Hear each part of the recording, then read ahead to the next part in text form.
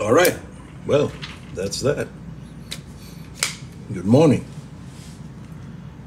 I was just checking a message from someone in the theater of operations that I received that came in last night on my satellite phone. So it appears the winter offensive of the Russian armed forces has begun. Now, bear in mind that Russia, according to reports, has 500,000 troops or more in the theater or prepared to enter the theater, and over 1,800 tanks. So I think it's important to remember and be advised of the fact that whatever you've been told in the media about the Ukrainian military's successes, those are primarily all lies.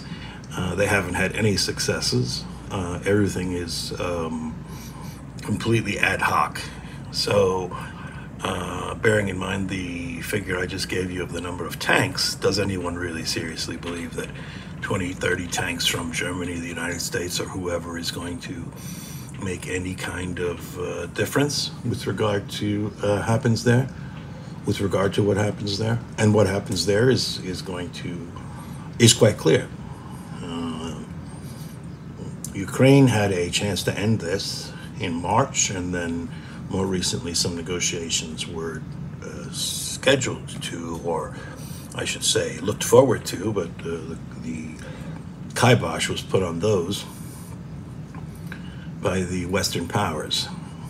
So as they say in some parts of New York, Ukraine, or rather Mr. Zelensky and his kleptocratic colleagues have brought what's about to happen on themselves. And the best thing they could do at this point is admit their situation, because clearly there would be more dignity in it at this point. In the end, of course, Ukraine will never recover any of the territories that it claimed to be able to recover, and Ukraine will end up as a rump state, neutered, if you will, and fairly inconsequential on the world stage. People who do not know what or how the world works have been led to believe something completely opposite. Even some things that are so fantastical they can't even be repeated because of the level of absurdity they represent. So, and a few side notes: the government of Moldova has resigned. Of course, the European government supported this government, but of course they have no support in the amongst the Moldovan people, or insufficient public support. So what will happen here? Just a few quick side notes. Moldova will probably be absorbed into Ukraine, into Romania. My apologies. Well, Ukraine is going to be absorbed. Lots of Ukraine is going to be absorbed. Poland will take the regions that it wants, and the end result of this folly will be, as I said earlier, there will be basically nothing left worth arguing over. This conflict has gone on for too long. Ukraine was always destined to lose. And let me just be clear. This is not about the Ukrainian people, because I believe the vast majority of them had no interest in this conflict.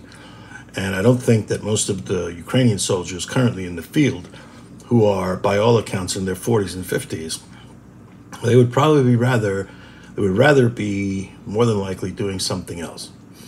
So, as I said, it appears that the Russian winter offensive has begun, and in short order, it is highly likely that this will all be brought to a speedy conclusion.